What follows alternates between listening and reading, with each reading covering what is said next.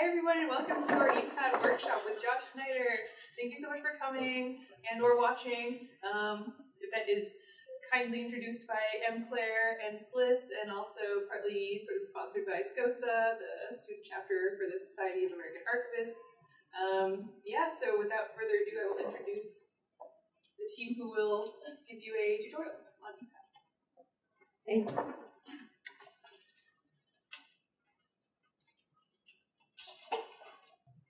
Hi, I'm Josh Snyder. I'm here with my colleagues from Stanford, Glenn Edwards, who is the project director for the ePADD project, and Peter Chan, who is the project manager for the ePADD project. And we're so excited to be here, and we're especially grateful to the School of Information and Library Science, Library and Information Science.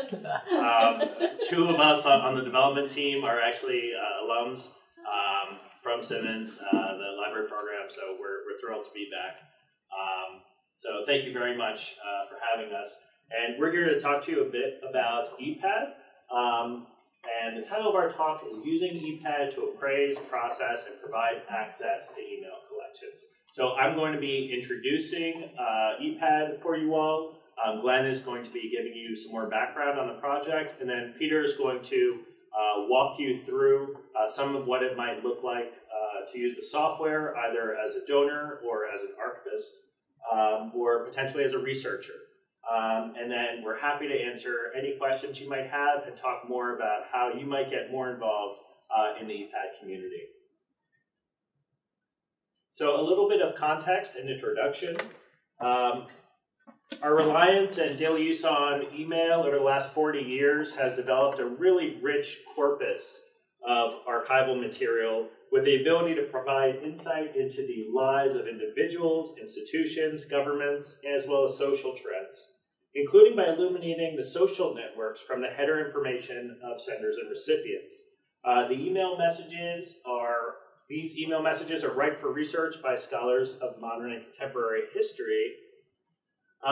But all along the way, when it comes to appraising these records, processing them, or providing access to them, donors, archival institutions, and researchers run into challenges, right? One challenge is that email can include sensitive, restricted, or legally protected information, which both donors and institutions either will not or feel like they're contractually obligated not to share with researchers. And also the scale of these collections could really compound these issues, right? If you're dealing with collections that are in the hundreds of thousands or even millions of messages, this is too much in most cases for an individual archivist or even a small team of archivists to review. So it really means that it's important for archivists to think about ways that you can rely upon software to take advantage of some ways in which you can process materials in bulk or screen materials in bulk to help solve these issues. So we created ePADD, which helps cultural memory institutions meet these challenges, including screening email for sensitive, restricted, or legally protected information, providing browsing access to the intellectual contents of a collection, and therefore promoting research and scholarship. So I'd like to ask Glenn to come up and talk a little bit more about sort of the state of where email archiving is right now and some more context for ePADD. Hi everyone, thanks for coming. Let's see, not quite 10 years ago, about 9 years ago, a few years after I started at Stanford, we recognized that we were acquiring a lot of more digital collections, which is something that you guys focus on, but when I was in school, we didn't. And it wasn't really being talked about in conferences. People weren't really working on it that much, except perhaps in the federal government and sort of state governments. And so we joined the AIMS project, an interinstitutional model for stewardship for digital archiving. And out of that, we hired a born digital archivist and started tackling our collections, one of which was an email collection. So that's the Robert Creeley Archives. He's a poet. And basically this project has grown out of that. So in the beginning, Peter, who is our digital archivist, but he was the digital archivist on that project, used a bunch of different ways of looking at email archives and some of our other more digital collections. And then he stumbled across a dissertation project from a computer science student, Sudhindra Hangal, who's still involved with the project. And he was presenting on Muse. It was a little software that he had created to look at his own email in a sort of retrospective way. So with a lot of nudging from Peter and archivists at Stanford and Hoover and Slack, we wrote a grant for an HPRC, and it was a 2-year grant to do a prototype for a repository-based email software. And so basically all of our work since then has grown out of that. We're on our 2nd grant right now, and Josh will probably go over some of these things, but the current grant is with IMLS, and it's a 3-year grant, so we're in our final year.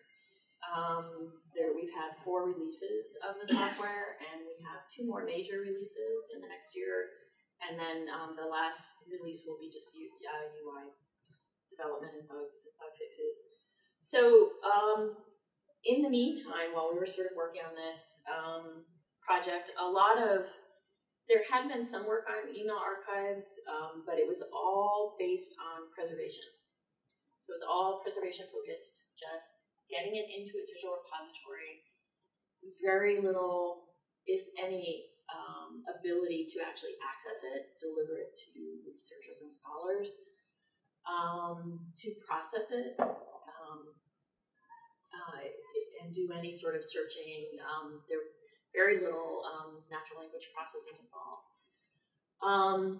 So when we started ePADD, our focus was on what we thought of as more practical measures.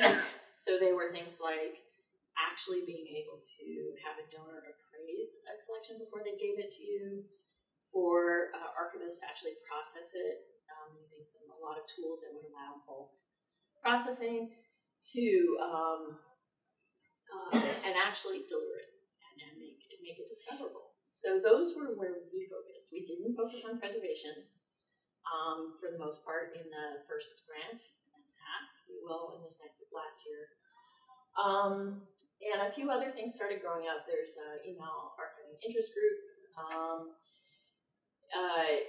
which was hosted by Nara and LC. It's 2.5 years ago now. That was the first big sort of interest group, sort of nationally. There were a few people from the UK, I think, that were there, but primarily it was US based. A lot of people from the Fed and state government. Harvard last year hosted sort of a follow-up.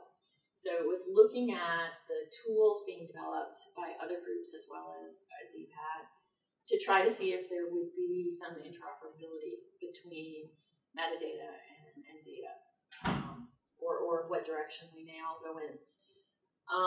And then soon after that, Mellon decided to turn their attention to email, which they had sort of avoided and not paid attention to up to that point. And they formed a task force on technical approaches to email archives. One of the women that had hosted the email archiving interest group is one of the chairs on that task force, and I'm on that task force as well. So at the end of, or in the winter, we'll publish a report, basically on the state of where email archiving is right now and tools. But this is an ongoing conversation. There's so many issues involved with email archiving and more digital archiving in general that it's looking forward for new grant opportunities or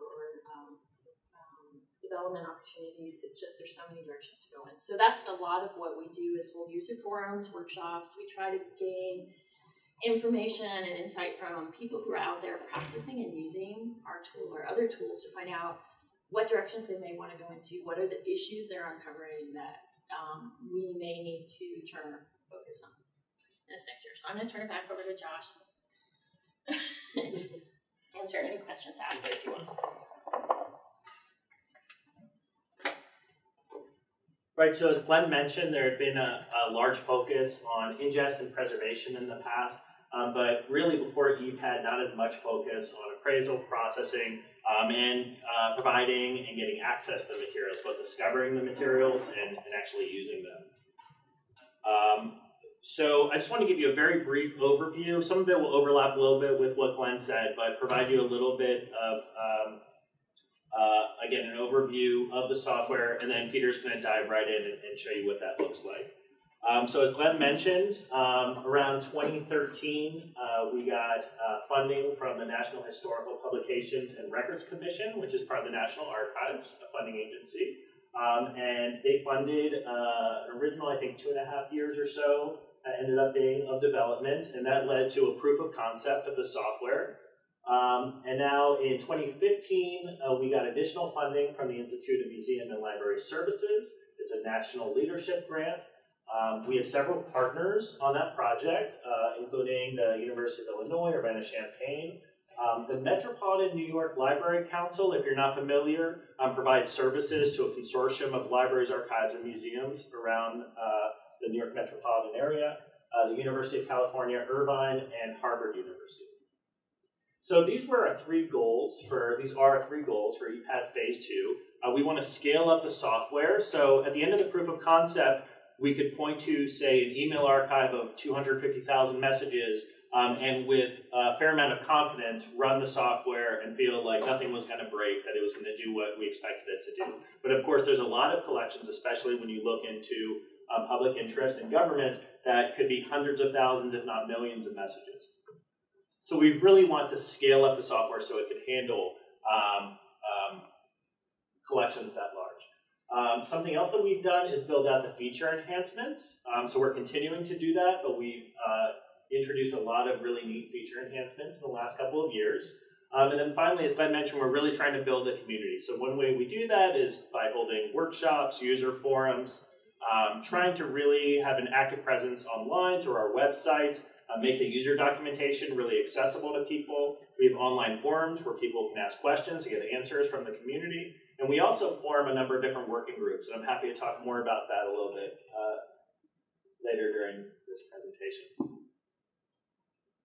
Right, so this is, if you haven't seen it before, a screen from the software, and as I mentioned, Peter's going to show you a lot more of that in a bit.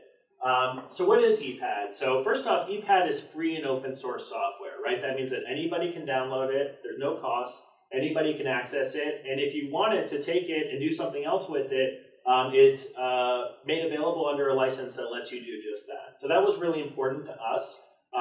We weren't interested in sort of developing another commercial software that's closed and hard for people to use. We really want to contribute to the open source community, especially for libraries, archives, and museums.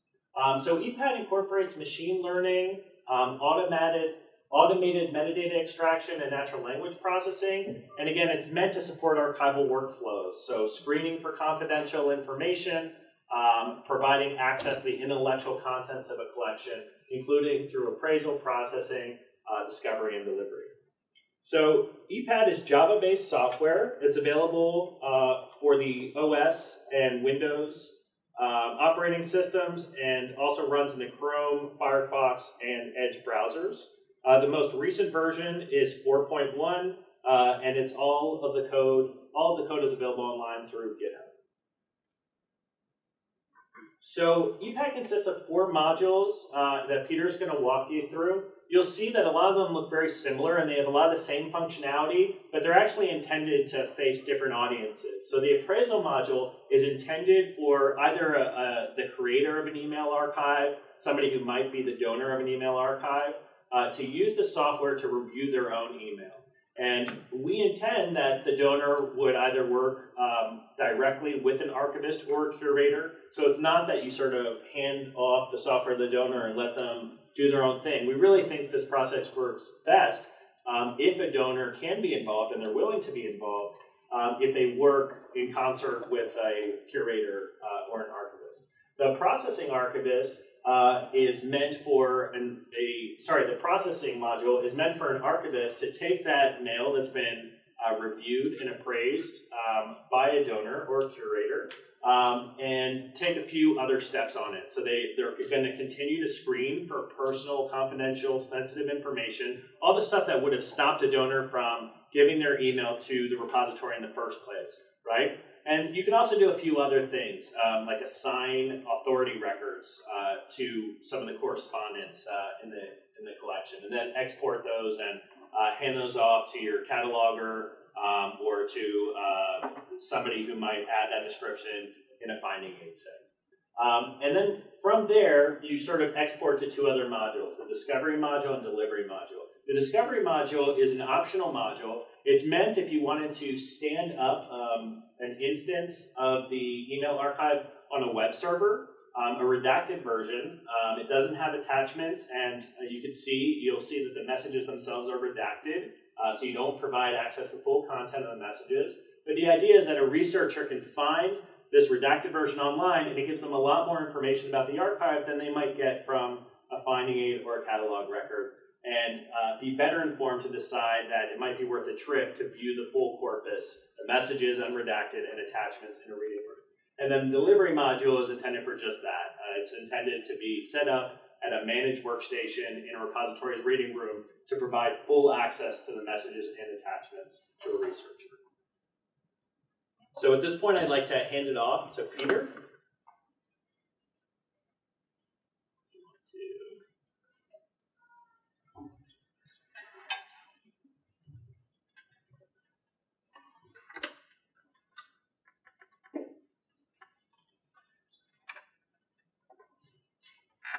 So as George mentioned, or Green also mentioned, in the past, when people design work on email, they emphasis on persuasion.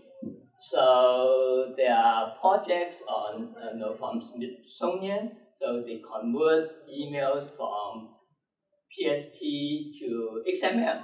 So because XML at that time, people think is a persuasion format, but after they convert it to XML, then they find it difficult for people to browse the email. So you can browse hundreds of messages using XML editor, but there are tens of thousands of email messages. So it's very difficult to use an XML editor to look at email messages. Or when you have email attachments, it's even more difficult because you cannot convert those attachments to XML. So the same actually happens at Stanford. Stanford concentrate on putting their archive to their repository.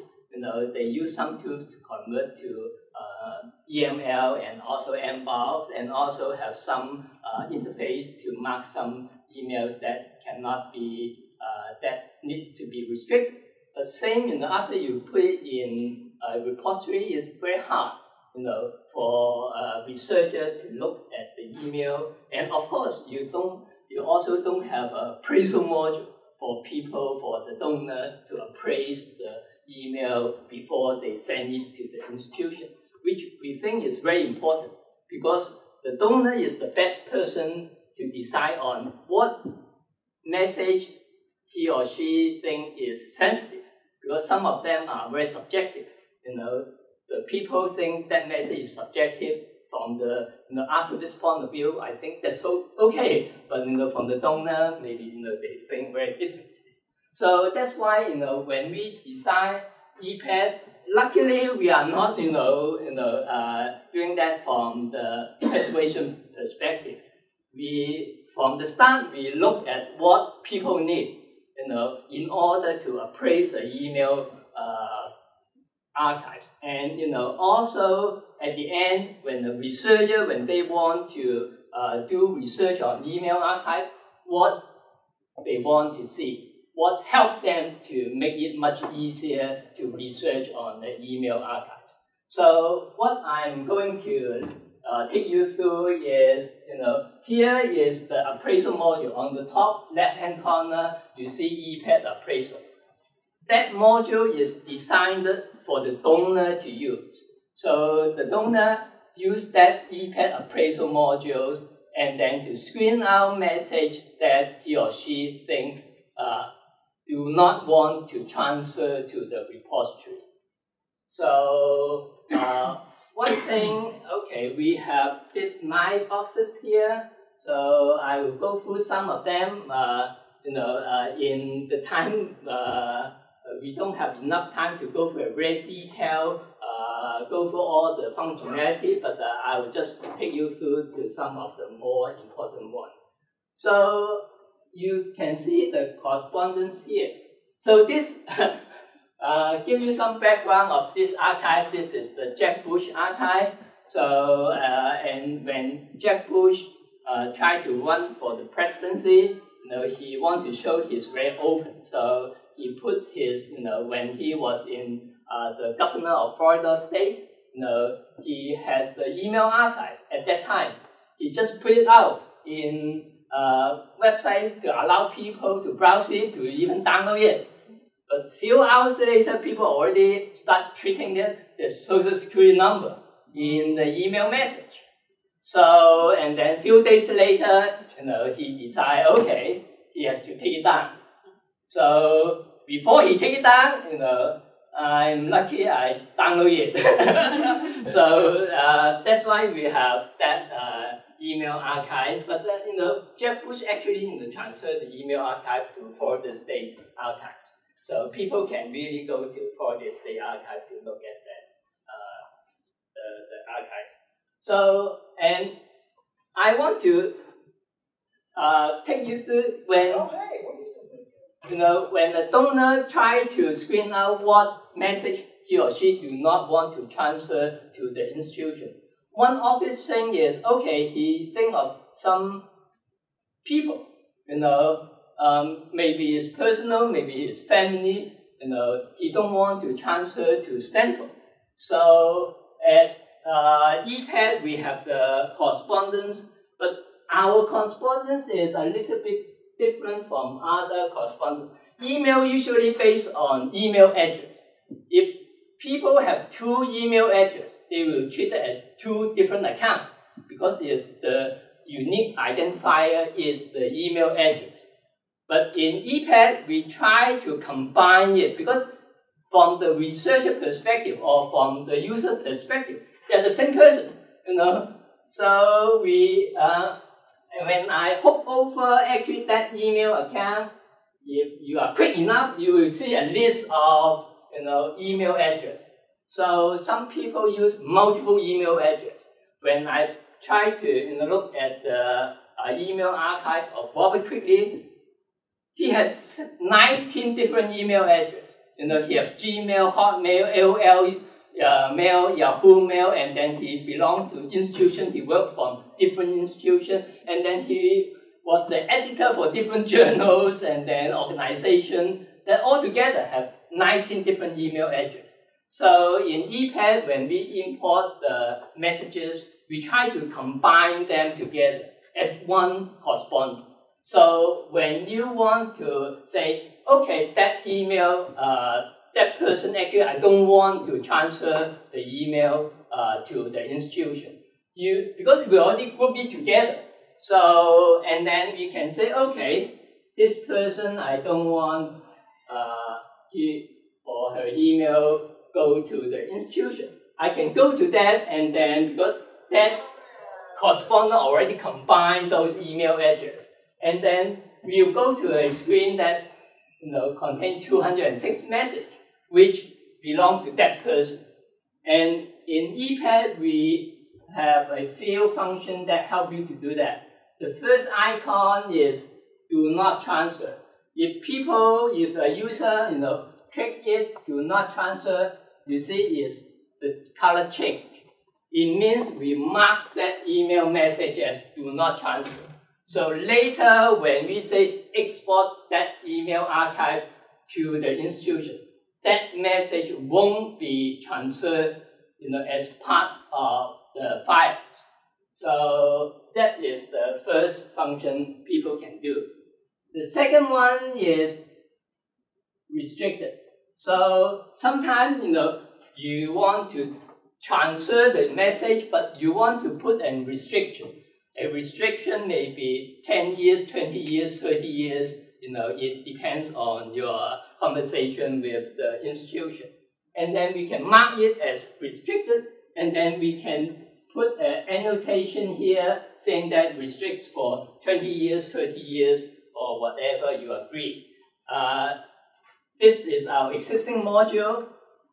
We are developing a extended restriction labels to our next version, where we can predefine some restriction.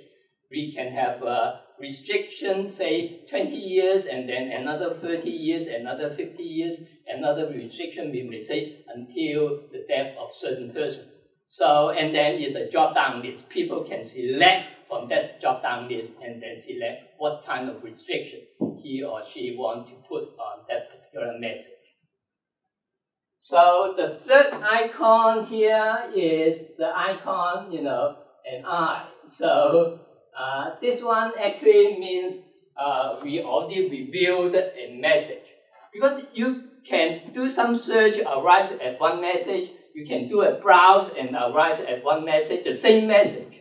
But, after you read that message, you think that's okay. Then, what we want people to do is they just mark it as revealed. So next time he or she, the donor arrive at the same message, and then he knows, okay, I already looked at that message. I don't have to, decide again whether it needs to be restricted or do not transfer. So that's why we put the review icon here. So, and say, for this instance, for example, because my example is I don't want to transfer messages from that particular person to the institution. So, as I mentioned to you, these 206 messages all belong to that person. So, we don't want people to click 206 times, so we have the apply to all functions here.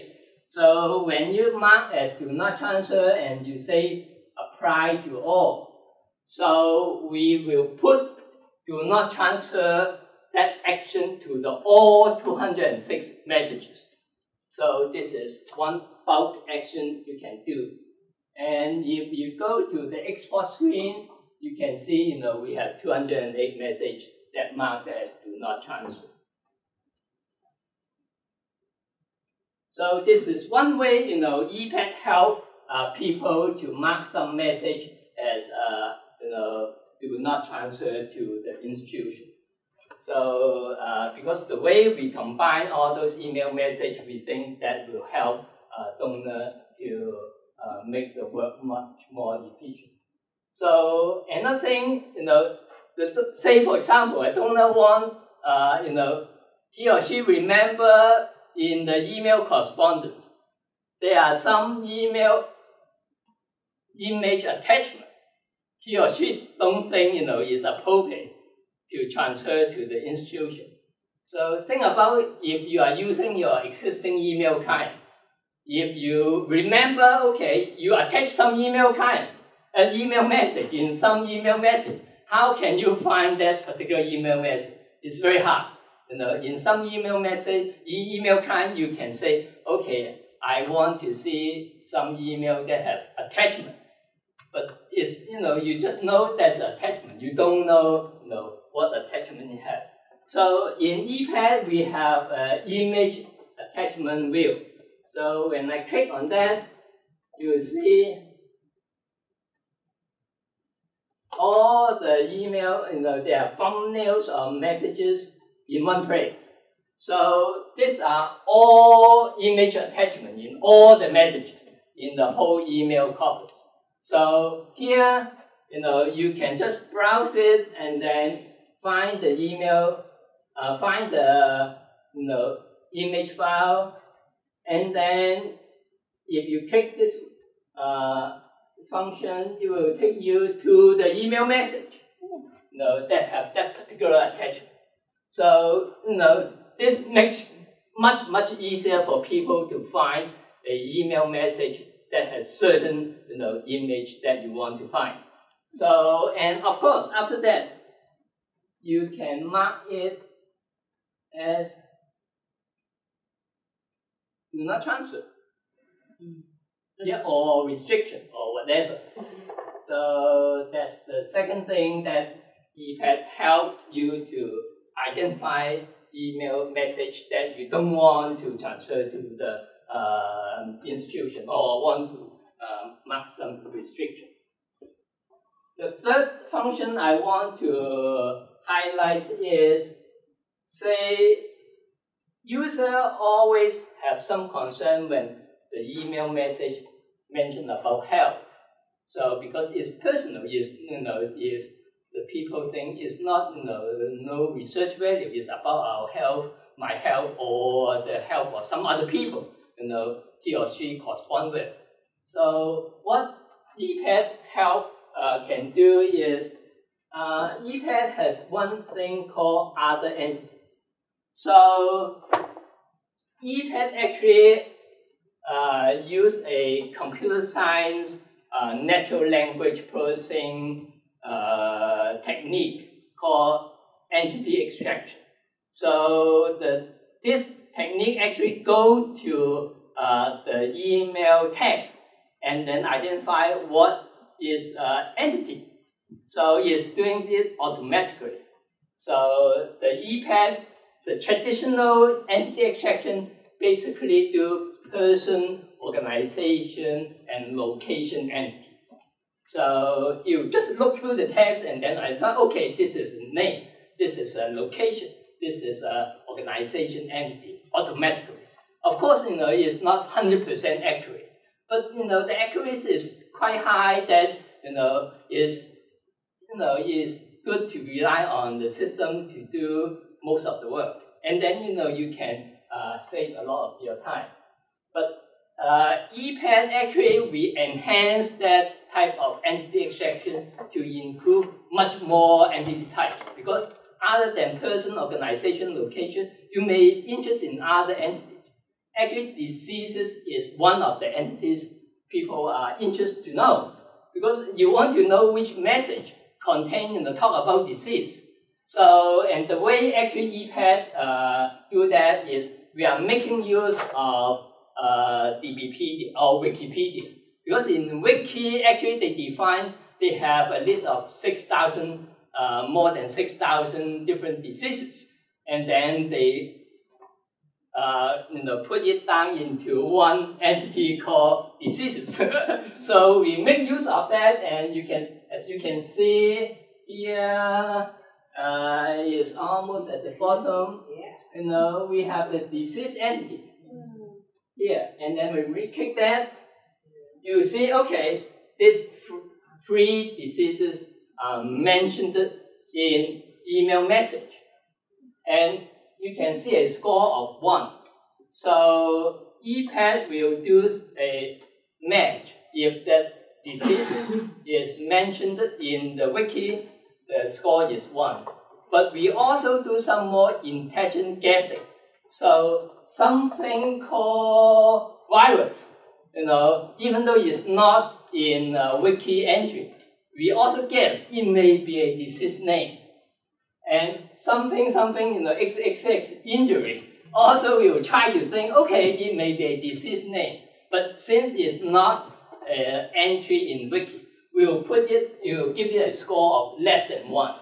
So okay, there are some entries that have a direct entry in wiki, so we are more confident that it's a disease, but the other one is not. So, and we click on that, and you see here, so we have that particular disease mentioned in the email message. That helps you, to filter out, which email message mentioned about disease. So, and we think also this is very important, because many people tell us those messages actually contain personal information that they don't want to transfer to the institution. So this is a few ways that ePADD help a donor to identify message he or she do not want to transfer to the institution, or help them to mark some message as restricted for a certain time. So is that clear? Yes. So please, if you have questions, just stop me anytime. So next, actually, when the donor do all those screening, mark all the message, some messages do not transfer, some messages transfer with restriction, and then the next step actually is for he or she to transfer the email archive to the institution. So we have an export function here. And then I showed you before, some message, if you mark it as, do not transfer, you can go to that tab and then review all those messages and do a second review. If we have some restricted message, then you can go to see, double check on the restricted message. And after that, we have here export to the next ePADD module. Next ePADD module is the processing module. The processing module is designed for the processing archivists to use it, and what the processing archivists do is, part of it is screen again, whether some message should not be, transferred to delivery or discovery for the researcher to look. Because sometimes, if a donor have the time and then have the is willing to take the time to screen that, that's great. But still, a processing archivist need to do a second round of reviewing to make sure some message that should not go to the public restricted. Say, for example, student records. Some faculty, they may not know that well about the rules or the laws about student records that should not go to researcher area. Then, a posting archivist, they have those knowledge, then they should screen that out. All messages that talk about student grade, expel a student or student, whatever action to a particular student, that should not go to public. So the posting archivists have to do that. So, we already export the archive to processing module, so let me just take you to the processing module.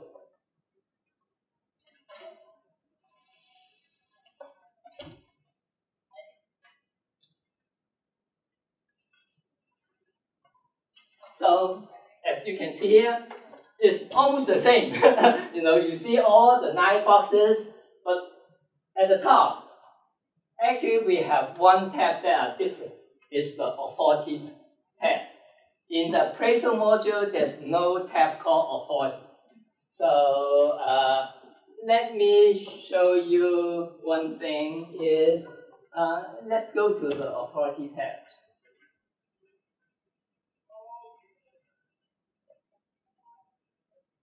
So the authority tabs actually, the purpose of that is, people have the same name. So, in library side, we know the authority record, who that person really is. So we make use of the FAST database from OCLC. So FAST database actually is subject heading. So they have the names, and then we list out here, those are the names in FAST that have the same name, but actually they have different VFID, LC, name authority files. Some of them have wiki entries. So then you can go to the VF record or the LC name authority files record or the wiki page to confirm whether that person is the person mentioned in the is the correspondence in the email message. So that help you to tie it, that say Jack Bush is the Jack Bush with that particular FAST record or LC name authority records. So that's something we of course the donor don't know what is this. Is the responsibility of the posting archives to do that. And we know that takes time. So, in one email archive, it's very easy. We have 20,000, 30,000 or more different correspondence. So each institution have to decide how many of those they want to confirm. So maybe you are going to confirm top 10 correspondence, or you want to just confirm, say, the email owner, so which is very important. So you want to confirm that email owner related to that particular fast record. So this is one thing that is very different from the appraisal module.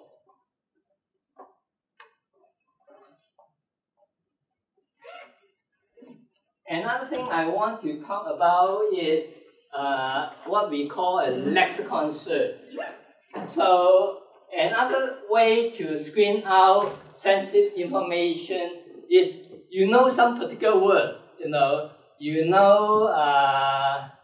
say performance appraisal, those terms, those are keywords you try to search in the email archive. If the email message have that word, there's high possibility that you want to restrict that.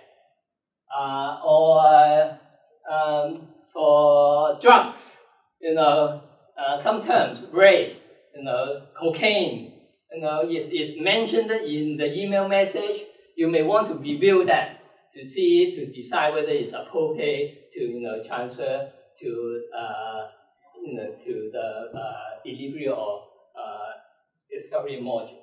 So we have something what we call a lexicon. I want to show you one lexicon called sensitive. And you can see on the drop-down box we have many different lexicons, and let's see this particular one. You can see here, we have employment, legal, health, personal, whatever. If we go to see the lexicon, this is the definition of those terms. Employment, actually, we have all those search terms. So this is another way that ePADD help you. Rather than you type in performance appraisal, performance evaluation, all those terms to search for one particular message, you can type the terms here and then we'll save it for you.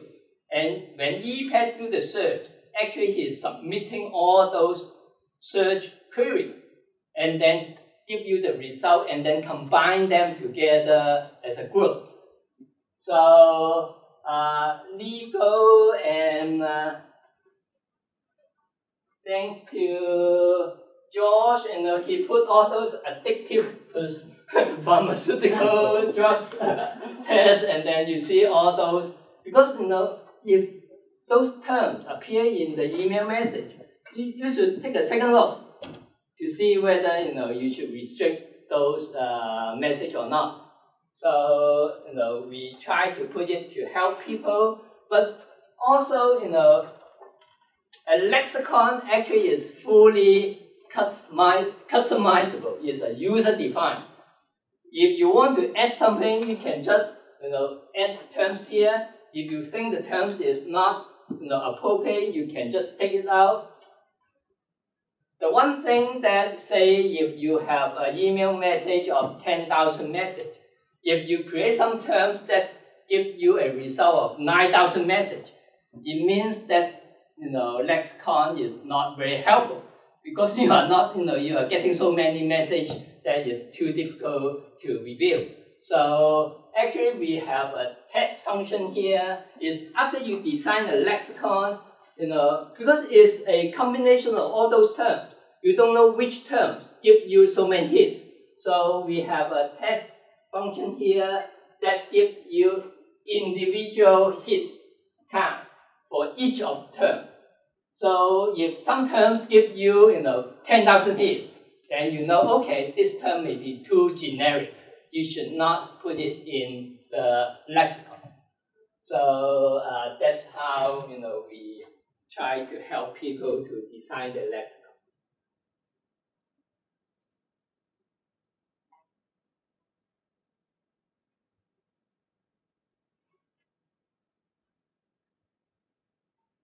So as I show you, we have different lexicon. Lexicon actually can function for different purposes. The sensitive lexicon help people to identify message that should not go to the researcher. But you can also try to organize your email archive using a lexicon. So one example is that we have an environmental artist collection. We know, there's two artists, husband and wife. They work on certain projects. We know the project's name by, but people who work on the paper archives. So there are a list of projects. So we can create a lexicon that have those project names. The project names sometimes have different, names, but for the same project, you can define a lexicon. It's a project. And then in that lexicon, you have different categories. Each category is a project. And then when you search, you can say, okay, there are, 20, there are, 500 messages talk about that particular project. There are another 200 messages talk about another project. So that's the way, when we are using a lexicon, is help you to organize an email archive so that a researcher can look at the email archive from different angles. So is that clear? Yep. So this is the lexicon that you won't see. Actually, you also see it in appraisal module, but I just want to highlight it here. And I also want to talk about a regex lexicon. So I mentioned to you before, the Jeb Bush archive have social security number. Actually, it's very easy to screen out. You just use a regular expression search, and then you come up. Of course, if people don't write the social security number in that particular pattern, it won't come up. But most of the time, people when they write about the social security number, they are writing it in that pattern. XXX-XX-XXXX. So that we can, have a regular expression search. So here in ePADD, we have a sample one. We include two regular expressions. One is the social security number. The other one is credit card number. You can add your own. As I say, lexicon is fully customizable. So say student's record. If you have a student ID that has a certain pattern, you can just add it here. If you know the health insurance policy that has certain patterns, you can put it here. And then ePADD can search those messages that contain those patterns. And then you can go to review it and see, mark it as do not transfer or that's okay. So that's the lexicon that I want to show you. Another thing I want to show you is search. Time okay? So, of course, we have simple search. In that screen we have simple search, query generator, and then advanced search. I will show you something. So say if I want to search the term you give me 16 messages that have the term. That's the hit. We highlight it and then you can see. So sometimes those when you do some search that may be not in the lexicon, and then it's very easy. You just type in the search terms and then hit return, and we give you the result. So this is a simple search. And I want to also let you know, this icon actually is the attachment. So email actually some email have attachment. So we also search the attachment, we are using a library in Apache. It's called Ticker. So Ticker can recognize some file format. It cannot recognize all file format. There are so many file format, obsolete file format. Because when we deal with email message, that email message may be, arrived 20 years ago or 30 years ago. They are, people may use some software that are already obsolete. So Ticker can recognize many of the web processing package and then some database, some spreadsheet. So when whatever we can recognize, then we can search also. This means in that attachment, the search term that is also appear in the attachment. So that's what appears here.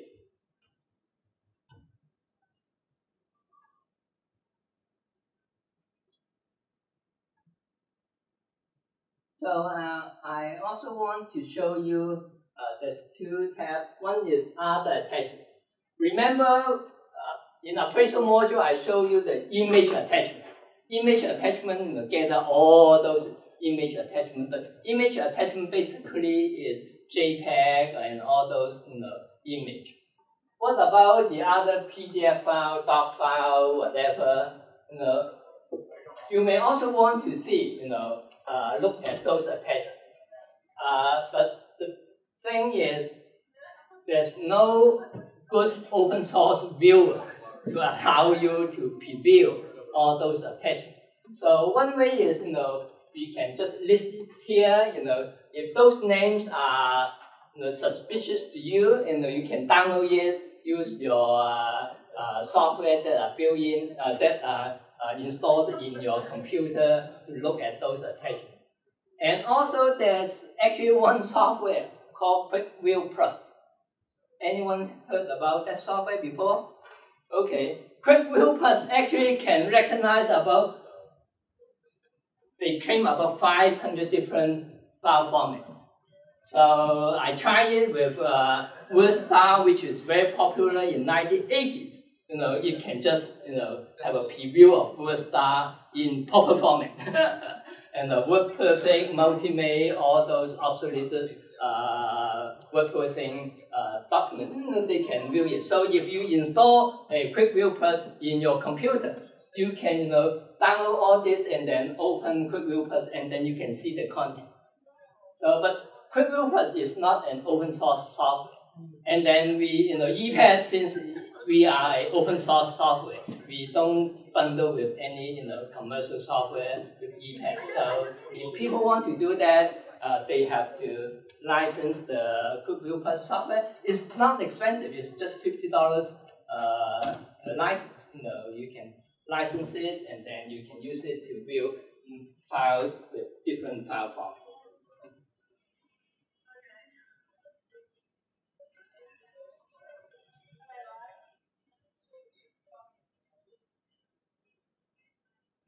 Okay, so maybe we want to go to another. So as I say, the processing archivists do all those screening again. Make sure message that should not go to the researcher are marked as restricted or do not transfer. And also, he or she may want to organize some email message by using the lexicon function. As I mentioned, you can organize it by project or whatever means you think is appropriate. And then we can export ePADD to another module. So let me show you. ePADD, we have the export function again. So next module is what we call the discovery and delivery module. So let me show you a real-life example. If you go to ePADD.stanford.edu, that actually is a live site. So it's hosted at Stanford. We have these two collections.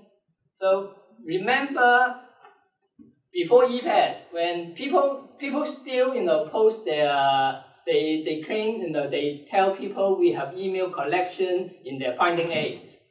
And then people search the finding aids, may see, okay, the finding aid may say, we have email archive of certain person or organization.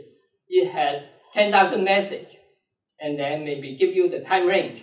And then you have to decide whether you want to spend the time and money, go to that particular institution to look at the email archive or not. Because they will never show it online. Most of them, unless they are those email archive that request through FOIA, but most of them, they are not. So they just tell you, okay, how many email message, and sometimes they range, and most they will give you, say, top, a few correspondence. But here, we have two collection here. Probably quickly, we tell people we have 49,000 message, 10,000 correspondence. Let me go in and then show you more. And here we tell people how many incoming message, outgoing message, attachment with how many images, documents, and others. So, and if we go further, then you can see here is different. Before we have 9 tabs. So here we only have 3 tabs. In the appraisal module, remember, we have 9 boxes. In the processing module, we also have 9 boxes. But here, this is for anyone who have internet access can access that page. So there's a lot of things we cannot show. Say the images. We cannot show the images because we don't have the copyright or the right to show all those attached images online. So I want to show you correspondence. 50,000 messages, they have 24,000 correspondence. So I never see a finding aid list you 24,000 correspondence. So, but here we can do that because we have a special environment just cater for email message. And you can do a few things. You can browse it. If you don't know, the problem for many discovery environment is they will give you a search function. But the search function is only good if you know what to search. If you don't know what to search, then you just stop. But here you can browse because we list all the correspondence by names. Here is those correspondence, and then you can go to next. You can go to next. You can go to next. Of course, you can also search if you know exactly what name you want to search. Then you can type in the name, and then you can do the search. So, and the same apply for browse person entities and other entities. So remember, correspondence is basically in the two form CC field. It's the person correspond with each other.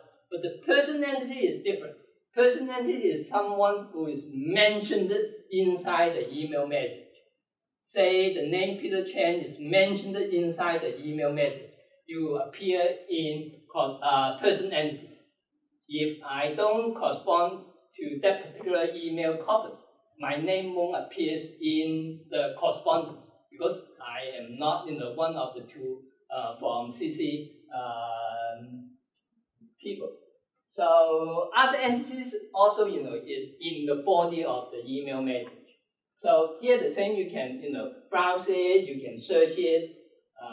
So we believe that is a much better tool for a researcher, because a researcher now can look at the email message, give them a lot of information before they come to Stanford to look at the email corpus. So, and I forgot to show you one thing is, remember we cannot just show the email message because email message, you don't have the right to just show the email message online. So I want to show you what we are showing to the public who has just emailed.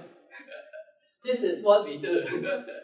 So we are showing a redacted version because it is a compromise between what you can show people and we want to show people as much information as possible. But on the other hand, we have to bound by the laws and regulations that we cannot just show the message.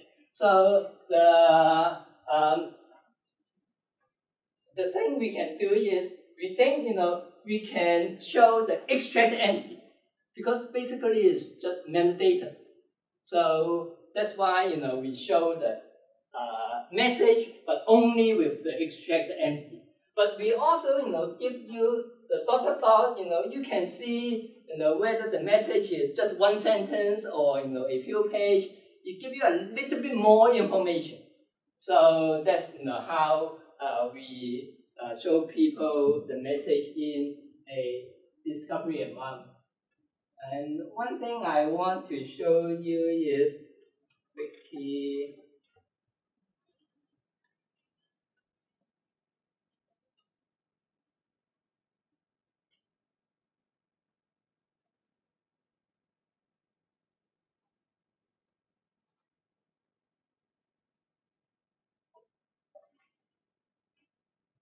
So Robert Quigley belonged to he's a poet. He belonged to the Back Mountain Poets group. There's a wiki page talking about the Back Mountain Poets. There are about 15 names in that group. So if you want to know, okay, whether William Carlos Williams correspond with Robert Quigley in the email archive, of course you can type that name because we have a search functionality in the discovery environment. You can put it in and then do a search. You can just type all these 50 names in the search environment and then try to see whether they correspond to Robert Quigley or not. But we have a function that we think is pretty cool. So I want to show you that is we have something what we call query generator. So what I'm doing is I just cut and paste the whole paragraph in that box, which we call it a query generator. And after I show you the result, and then I can explain why we call it query generator. We just cut and paste, and then we click search. What ePADD is doing, you see something highlighted, something underlined. So the first thing ePADD do is doing entity extraction for the paragraph we paste in that box. So entity extraction, we just extract all the names. And then after we extract all the names, the second thing ePADD do is submit those names as a query to ePADD to see whether there's any hits or not. So the thing matched entity is highlighted. So it means there's a hit in the archives. So 5 messages. So now instead of typing the 50 names one by one yourself, you just cut and paste a whole paragraph and then submit it to ePADD, and ePADD do a lot of work for a researcher. So George demo one time is we cut and paste Moby Dick, the whole Moby Dick, into that box, and then we submit the query, and after a few minutes we get some is highlighted, some is underlined. So we think that is maybe very useful for a researcher.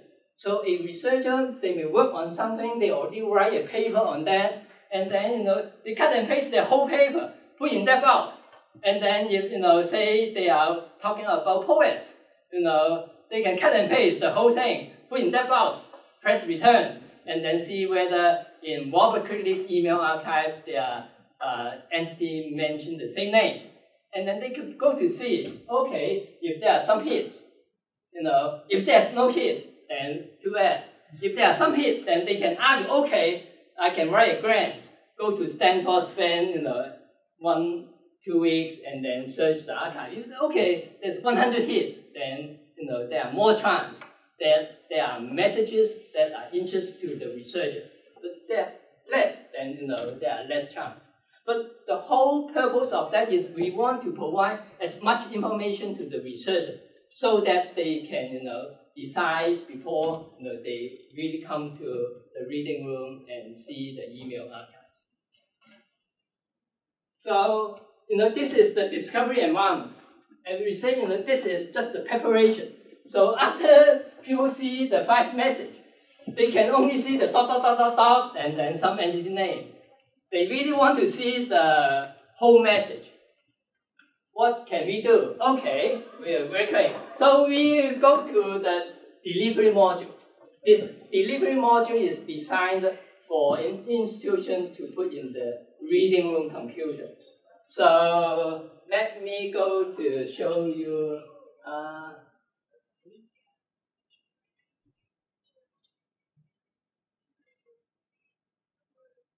Peter, Yes. don't worry. The session has been until 8, so go on. Okay. Oh, we want to make time for questions. Yes. Yeah. Sure. Yeah. So it's very quick. Now on the upper left-hand corner, you see ePADD delivery. As I said, ePADD delivery is designed for you to put in the reading room. So when people go to reading room, they will see this and then go to the archives.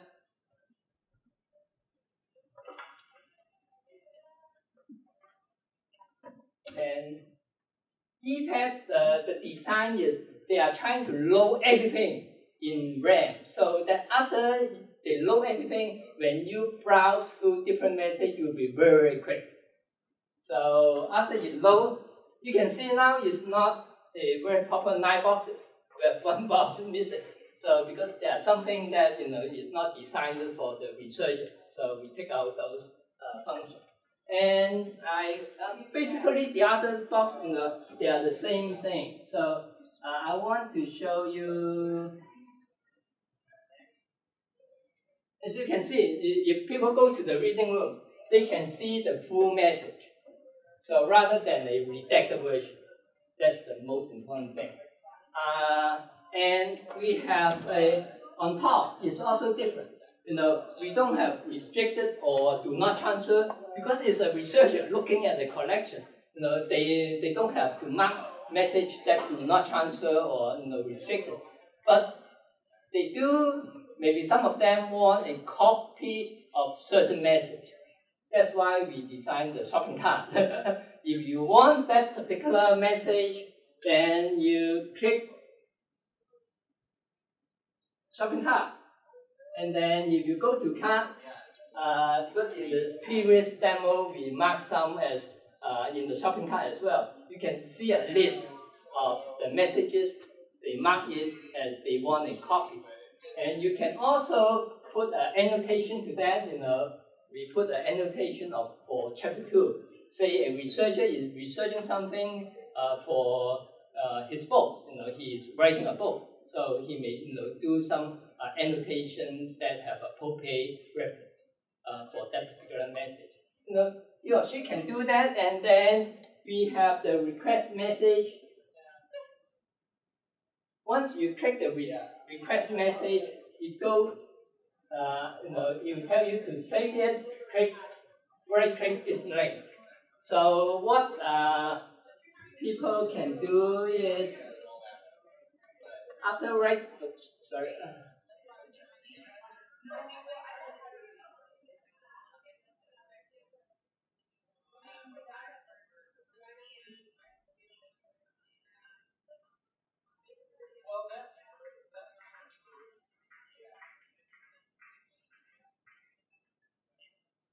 Okay, so here, you can save those messages in an mbox file. So it depends on your institution policy. So some institution may allow people to take out copies, and some institution may have restriction on what's the percentage of message that they can request. So it's totally up to the institution to implement this.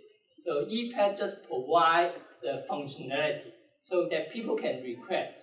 And then it's saved in an inbox file format so that people can take this file and a researcher can go home and then load those messages using a Thunderbird or some other email client or Mac mail. They can just take in inbox file to look at those messages that they requested from that archive.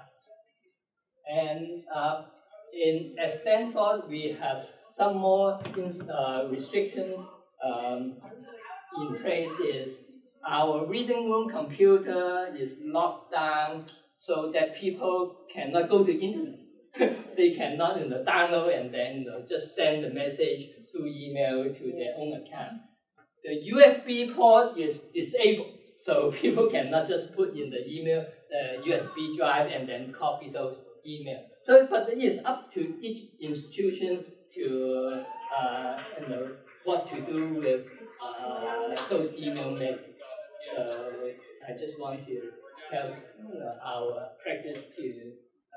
So basically, you can see the ePADD is designed for the donors, the donors screen out message that they do not want to transfer, and then the archive pass to the institution, and the posting archivist also do the screening, may do some organization, and after that, it passes to the discovery and delivery environment. Discovery is for web use. Anyone with an email connection can access that copy, and it's redacted. And then for delivery, it's designed for reading room.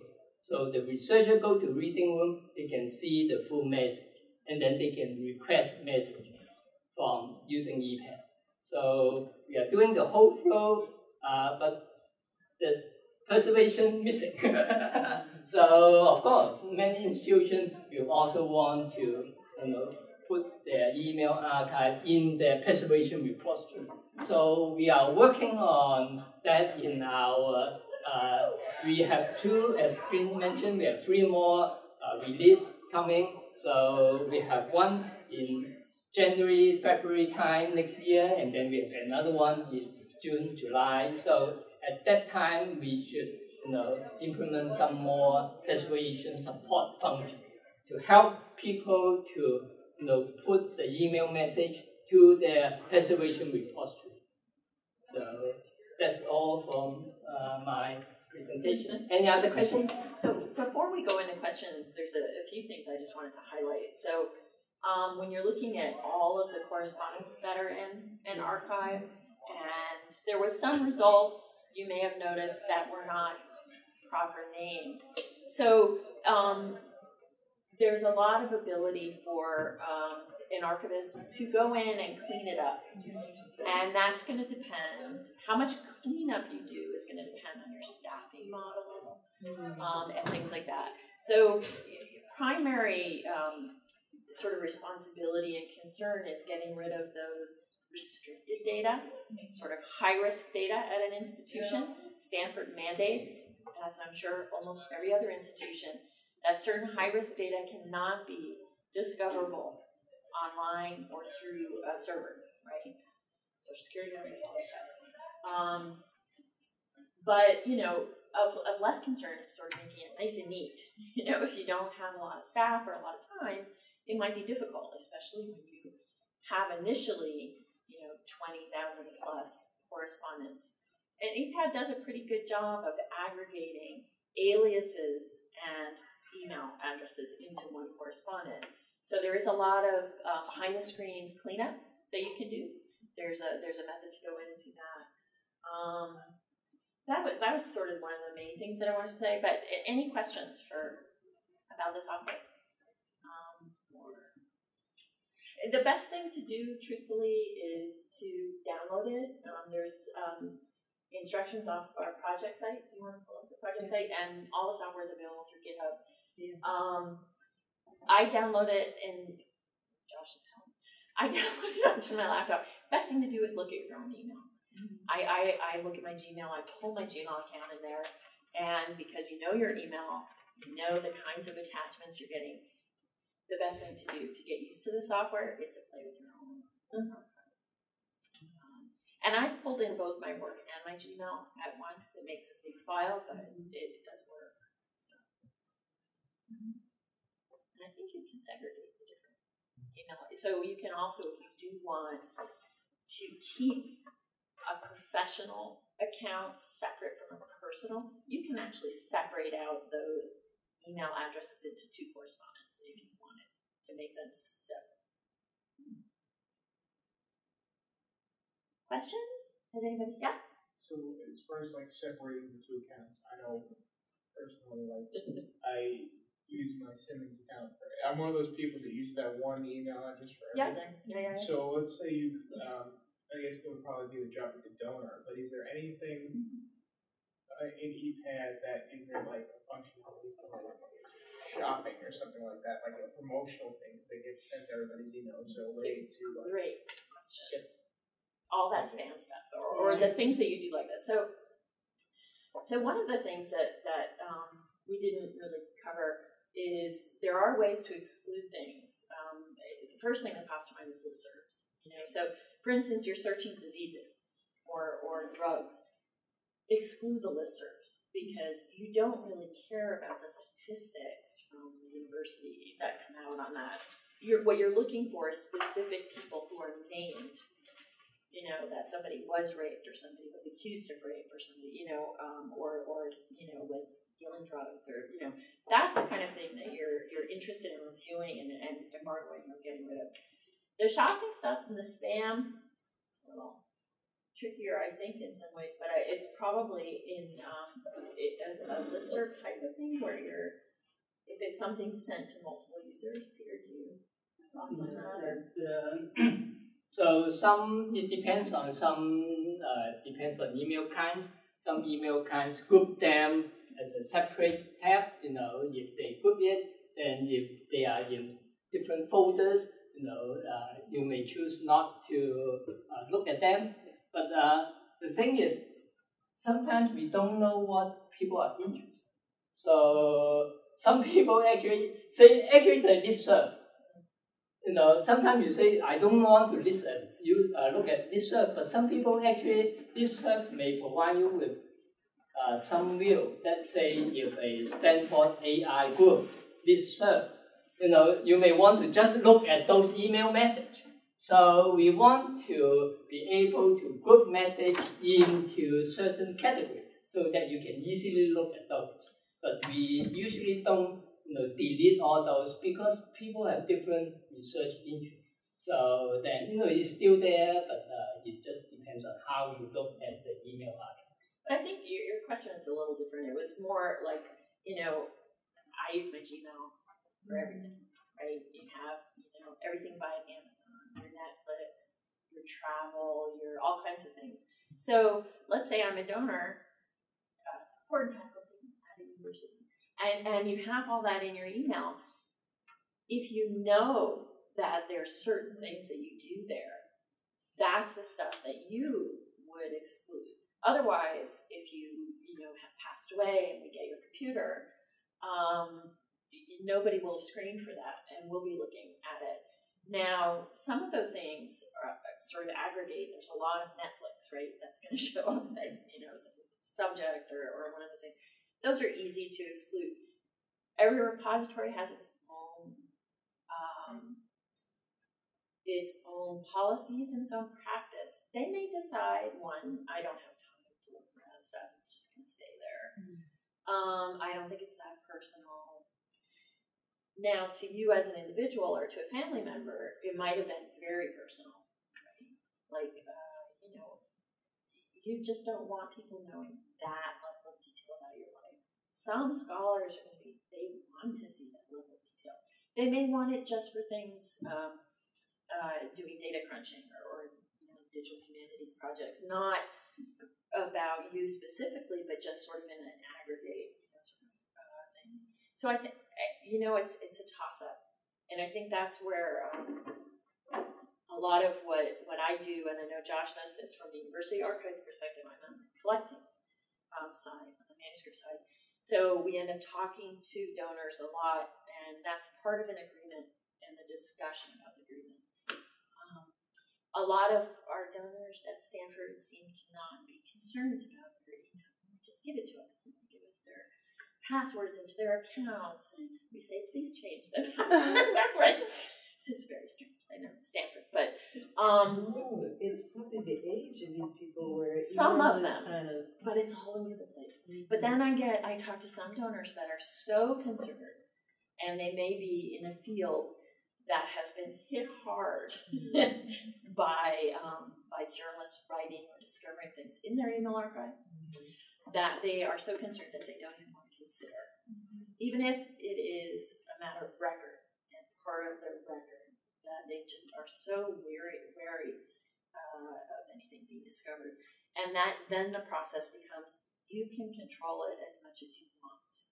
You know, that you have an appraisal module, you know, we will even set it up with you, we will look at it with you, not do all the work, but we will give you a sort of orientation and how to look at your archive and see what we discover, and then leave it up to them. I haven't actually seen a lot of donors take us up on it. But you're missing a part. I know. I mean, most of them don't want to take the time, truthfully. There's one colleague at Smith, though, one of the curators, I'm blanking on her name. Oh, Maureen. Okay. So, Maureen Callahan. She works a lot with sort of third-wave feminist donors, and has gotten really successful at loading ePADD on their laptop or their computer and sitting with them for an hour and looking at it, and then letting them sort of do what they want, and then they'll pass it off to her archives. So that's a really good success story, but she's one of the few people I know that has really had that kind of interaction with creative. It's rare. It's rare. Even actually, going back to those, you think it's junk mail. I heard actually it's Wendy Kopp's British Library have a famous poet, Wendy Kopp's email archive. They go through very details on what to keep, what not to keep. Then they do talk about those junk mail. They say, okay, just leave it, because some people may want to research later at that time. At that time period, what those junk mail, talking about. So, there are research angles that you cannot imagine. So, that's why, unless they are sensitive or, those areas that you want to restrict it, otherwise, people may be interested in those junk mail. You may not want them to be interested in the origin. However, so I mean, it's just, as I said, that has to come from the donor. And sometimes it's a child, like a faculty member may die, and then while the university archives may get their computer, one of their children may say, I don't want any of my correspondence to come through. And we did have one archive, one of our first ones, besides Robert Cooley, was a woman who was fighting the chemical industry. And so had a lot of whistleblowers from various government agencies talking to her, corresponding with her, and most of them did not want their email to transfer. So that's another wrinkle of, for giving you the email archive, you have to strip out these, and basically save the new version, get rid of the old version, so that you don't have it. Any other questions? I mean, if you have questions, and if you want to play with it, that's great. I don't think I have like a fully okay, sorry. question though. It's like I've got like nouns in my head, unfortunately, right now. Go ahead. So did you state how many of these that you've been able to gather? Email archives? Yeah. Are they over 20,000, or is that was the individual? So we probably had about 10 email archives of different creators, collections that we've gathered at Stanford. Some places a lot more. And within an archive, I think our largest one is about 750,000 messages. When I meet a lot with the the state archivists and the sort of the feds, and they're dealing with millions and millions of messages. If you think of Barack Obama's email archive, how many tens of millions of messages there are. So the scale on that is huge. I'd love to see what they're going to do in this digital archive. They're really good.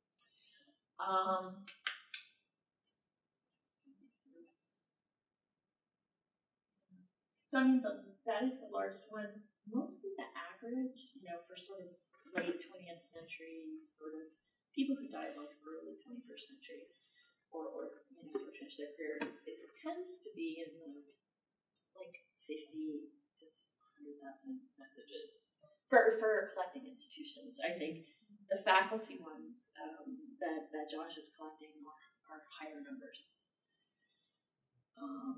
Especially some of these folks were professors in the CS department, so they were early adopters of email, and they're senior faculty, so in some cases they've been around for a while. And I know we had a user forum earlier with archivists from sort of all over the area, but somebody at MIT, another area where you're going to have some very early adopters on this, we're dealing with email formats that we can't ingest right now into ePADD. They're very old formats. We can't ingest PDFs. So if you see like Sarah Palin's email in PDF format online, we can't ingest that in. It's an issue because a lot of FOIA requests where they publish full text email archives online, it's all PDF. Right? Flint, Michigan, redacted PDFs. So that's a little frustrating. I think it's a direction that would be interesting to explore. We've talked to a lot of mostly computational journalists groups, Stanford and other places where it's an interest, because when you do a FOIA request, you don't get to decide how they're going to give it to you. That's based on state laws. So some states say we want you to give it to them in electronic format, but that could be in PDF. It may not be in a box or we would like to experiment with FOIA archive, one that we could put full text online. We don't have an example like that at Stanford right now. We're working with our GovDocs group, though, to try to find something that we can experiment with. The only one online that I know of that's full text is the Library of Virginia. I don't know if anybody's followed that. Tim Kaine, he was governor. So it's an archive, but it's only partially available because they didn't use ePADD. the archivist, Roger, it's very famous now, actually looked at each of those messages by hand and categorized them as yes, they could go online, and no, they couldn't. So, very tough job. Very tedious. The one good thing about it, I think, or one of the good things about it, is that you can use that as a test for all this machine learning tools that some people are starting to develop to categorize whether something is restricted or not, or classified, or should we put it online or not. So there are a bunch of projects out there. One is at Maryland. One was out of Waterloo. It was an e-discovery tool, so it was commercial.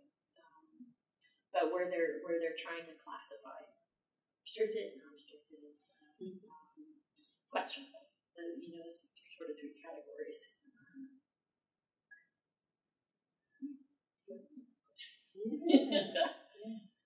It's a fun field. There's a lot of work to be done. We're looking for our next opportunity or funding opportunity because we have 1 year.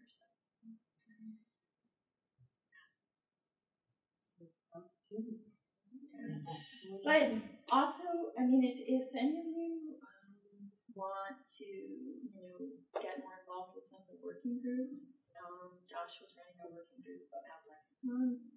I think we're, based on some suggestions from our user forum, wanting to move some of our lexicons into GitHub so they can be versioned and people can add to them more easily. Other working groups. we're starting up a preservation working group and a donor relations working group. Both of those have just been of interest to archivists who have used ePADD and have talked about ways in which we might start a larger conversation around the profession, using ePADD to sort of pivot around, but I think these are larger conversations around sensitivity, privacy, and donor relationships. And as Peter mentioned, we're looking at preservation as part of this grant and building out support for preservation, but that means a lot of different things to a lot of different people, and institutions that already have technical workflows in place and rely on certain tools or have a certain type of repository have different expectations and needs. So we're trying to build out a tool that's flexible and that's applicable to a lot of different situations. But if you're interested in digital preservation and you'd like to join that conversation, both of these are not very, super large commitments. Or if you just want to, as Glenn mentioned, load up ePADD with your own software just to test it out and see a little bit more, get a little bit more hands-on with it. That's another way to just get more involved and let us know what you think.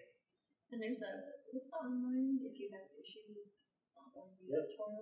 So that through our website, you'll see a link to online forums. I think it's ePADD.nimio.com. I think that's right. And you can go in there and ask a question or see if the question you have has already been asked. And it may be us answering or helping out, but it also may just be another user.